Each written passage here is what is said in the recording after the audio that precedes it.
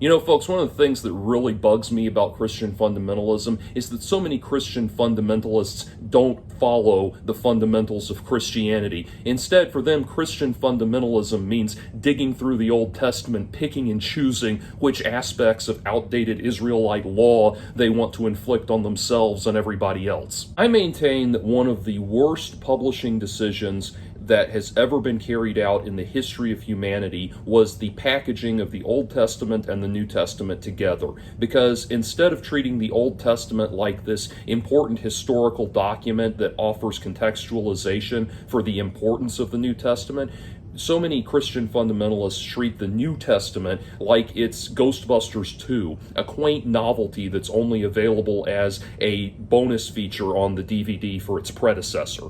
See, the thing is, Jesus Christ didn't give us the Ten Commandments. That was Moses. Jesus Christ gave us the Beatitudes. Blessed are the meek. Blessed are the merciful. Blessed are the poor at heart. And Jesus Christ gave us the Lord's Prayer. Give us this day our daily bread and forgive us our trespasses as we forgive those who trespass against us. You know, all of that peacenik hippie talk that would sound like communist propaganda if it was quoted to the GOP out of context.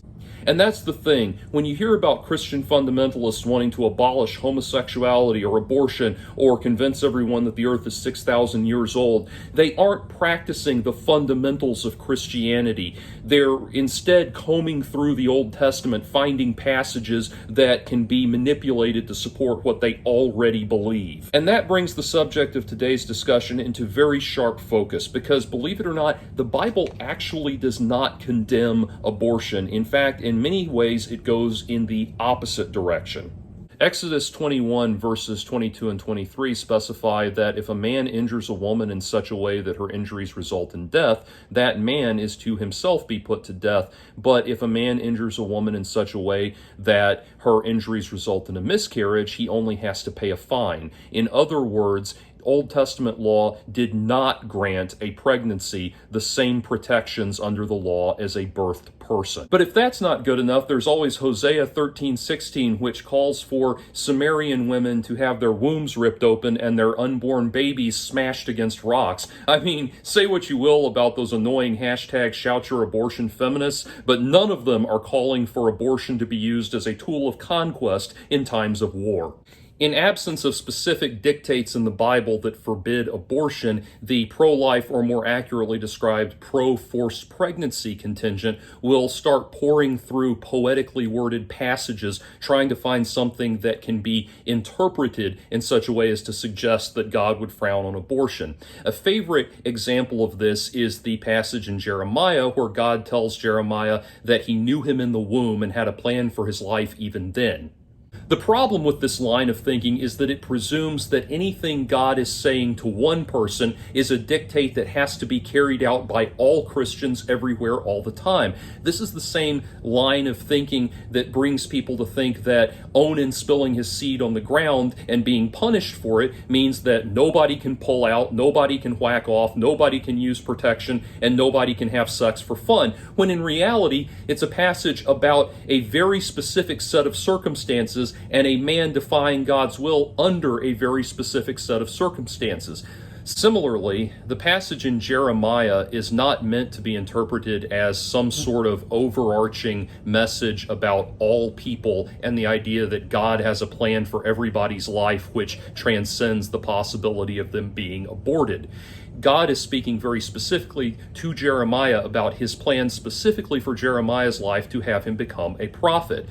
Going by passages like the aforementioned one from Hosea, it's also clear that there are babies for whom God's life plan was that they be ripped from their mother's wombs and dashed on the rocks. I bring all of this up because last night I watched a video by an obscure YouTube wingnut who was ranting with tears pouring down his face about how the overturning of Roe v. Wade was the fulfillment of God's promise to take back his country, the United States, for his people, Christians, and that similarly Clarence and the gang would now be overturning gay marriage and access to contraception and even the results of the 2020 election to reestablish Trump as the supposedly rightful president of this country. And that is a very important statement to address and correct because it is absolutely a misconception. The United States is not a Christian nation, and no nation on this earth is a Christian nation. Jesus Christ was all about the separation of church and state. He was all about rendering unto Caesar what is Caesar's and rendering unto God what is God's. And that is an extraordinarily defiant and rebellious statement, one that whose significance we lose sight of in the modern day where we have separation between church and state. But at the time that he made that statement, the Emperor of Rome was considered your God, and you could be put to death for proclaiming a God higher than Caesar. Now, what eventually happened was that as Christianity grew and grew in popularity, the despotic rulers of the world realized that they could retain power by simply adding a step to their dictates. Rather than saying that they were literally God on this earth, they would just say that their regime was acting in accordance with God's will on this earth, that it was sanctified by God. And that is how we led to things like the Crusades and the Inquisition and all of these horrible bloodbaths being carried out in the name of Christianity.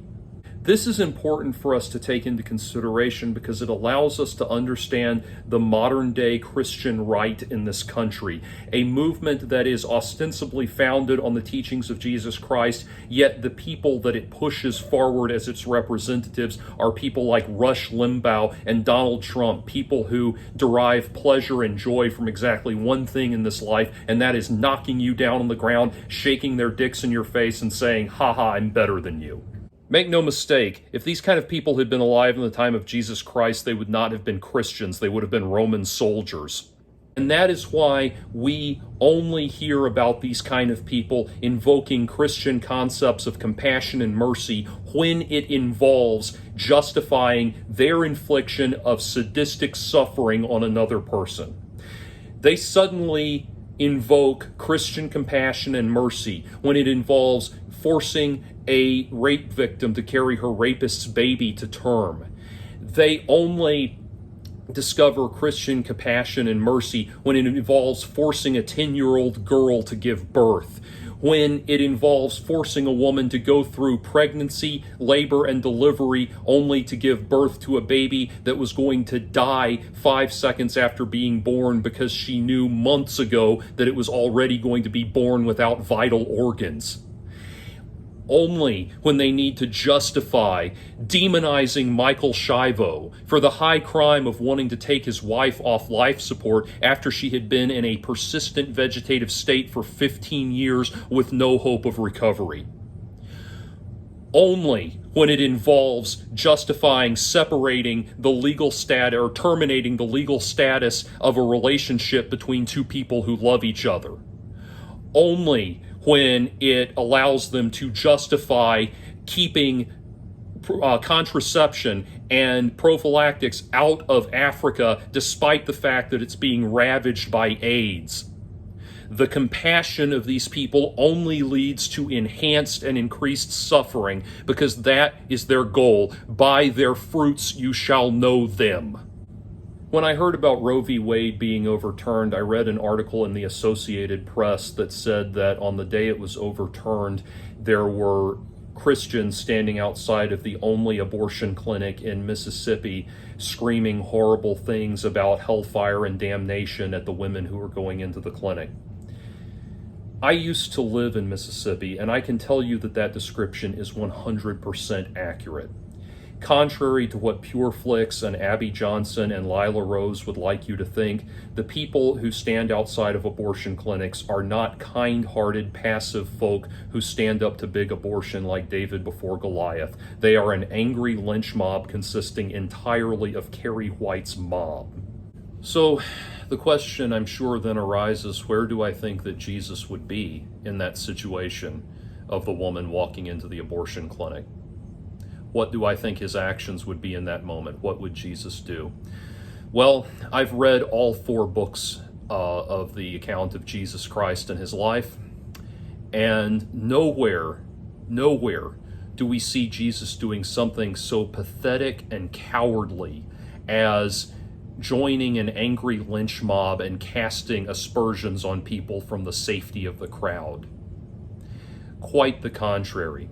Every time a sinner is brought before Jesus, his message is consistent to the people that have brought that person before him. He says, don't stone this person, forgive them. Forgive them of their sins, and focus on who you are, and focus on your own personal development rather than using the law to inflict suffering on other people.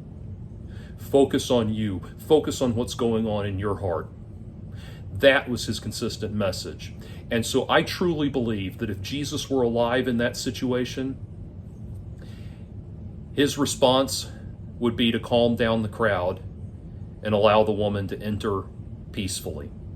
I truly believe that if Jesus were alive today, he would be waiting for that woman at her car with a blanket and a flak jacket so that she could get into the clinic safely. And I also believe that were that abortion the result of carelessness on her part, he would probably meet her in the lobby after the procedure was over to forgive her of her sins and talk to her about making better decisions in the future. The next question that I'm sure would be asked is, well, what about that baby, child, fetus, embryo, whatever you want to call it, that was aborted? Don't you believe that it has a soul? Yes. And the soul is the province of God, not man. We are not called to care for the souls of other people. In fact, doing so leads us astray. It leads us to neglect the actual person. C.S. Lewis wrote about this very insightfully in the Screwtape Letters, where there is a man who has an insufferably annoying mother who suffers from rheumatism. And Screwtape, the senior demon who is counseling his nephew on how to tempt this man's soul into perdition, tells his nephew, keep the man's prayers focused on the mother's soul, not on her rheumatism. Keep his prayers focused on her soul, because focusing on the soul, which is none of his business, that's God's business, focusing on that allows him to be haughty and arrogant in his attitude towards his mother. It allows him to look down on her. It allows him to justify, it allows him to pretend to have compassion and caring for his mother while being completely uncaring and lacking any compassion for the actual situation that she is suffering in on this earth. So no, the fact that a soul would exist there is irrelevant to the situation. That soul is the province of God. That soul returns to God as soon as it leaves this mortal coil, and that is not for us to consider.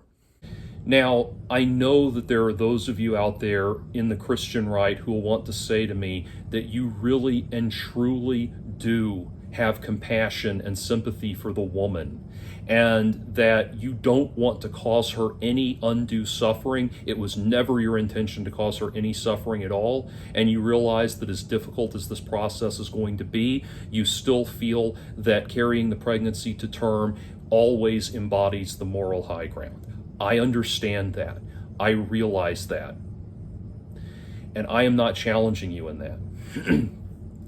I do not think that your compassion and sympathy are disingenuous. I believe that they are simply misguided because you have allowed your moral compass to be dictated by the Rush Limbaughs and the Donald Trumps of the world, the people who will manipulate you and your genuine, real compassion to inflict more suffering and more pain on people. That's what people in power do. And that's what Jesus was calling you to stand up to realize that you do not have to submit to people who want to use you as vindication for their schemes and machinations, for their horrible behavior. I do believe that you have real and sincere compassion for people who are suffering, and I do believe that you have real and sincere compassion for the unborn. But if you sincerely are opposed to abortion on those grounds, then you need to realize that it has been proven time and again that the number one, if you want to stop abortions, the number one thing you need to stop is unplanned and unwanted pregnancies. And the way you do that is you campaign for better sex education. You campaign for the availability of contraception. You campaign for services that will prevent unwanted pregnancies from occurring. That is where the true moral high ground lies. And if the Christian right could devote all of its energy and all of its strength to that, and no, I don't mean abstinence education. I'm talking about access to good birth control, access to good sex education, access to contraception, all of that. If the Christian right really devoted its efforts to those things, abortion could be truly safe, legal, and rare. Truly rare. If they would devote all of their energies to that.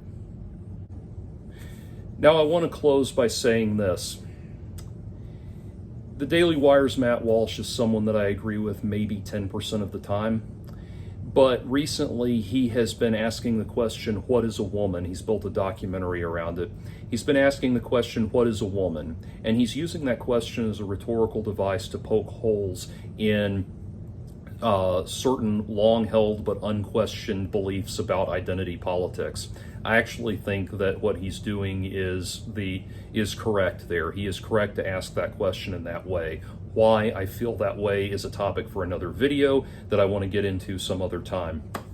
But what I want to bring up here is that he's now proposing a sequel documentary called What is a Human? Or excuse me, What is a Person? And he will be asking people what is a person with the intention of getting pro-choice people to eventually reveal that they cannot define a person in such a way as to protect the rights of human beings while precluding the unborn from those same protections. Ultimately, that question that he's asking there is far more subjective. And I would define a person as a human being that exists independently of its gestational parent. Very simply, cut and dry, not difficult. The unborn are human beings that have the potential to become people. And yes, they have increasing potential as time goes on. But I've been editing her out of this video this whole time, but you know what? There she is. Anyway, so I don't think that that's much of a question, but even more so, I want to point this out. Last night I watched Dallas Buyers Club for the first time. That's a movie that deals with the early days of the AIDS crisis. And that is something that I lived through. I was a child in the 80s and 90s, but I grew up and lived through that whole thing with the discussion around AIDS and the AIDS crisis being a constant topic in the news and among pundits and that sort of thing.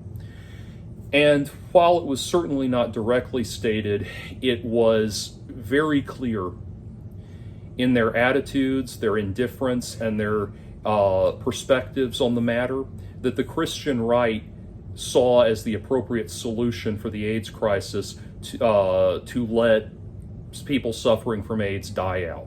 That was their solution. They were going to quietly let people who suffered from AIDS die. Mainly because the overwhelming majority of those people were gay men. Until the Christian right has issued an apology for their attitude about AIDS and HIV, they have absolutely no business whatsoever lecturing anybody else about compassion or the sanctity of human life.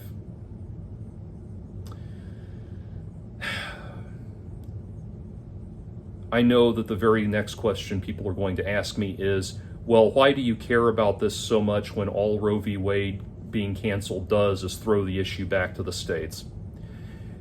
That's a question for another video.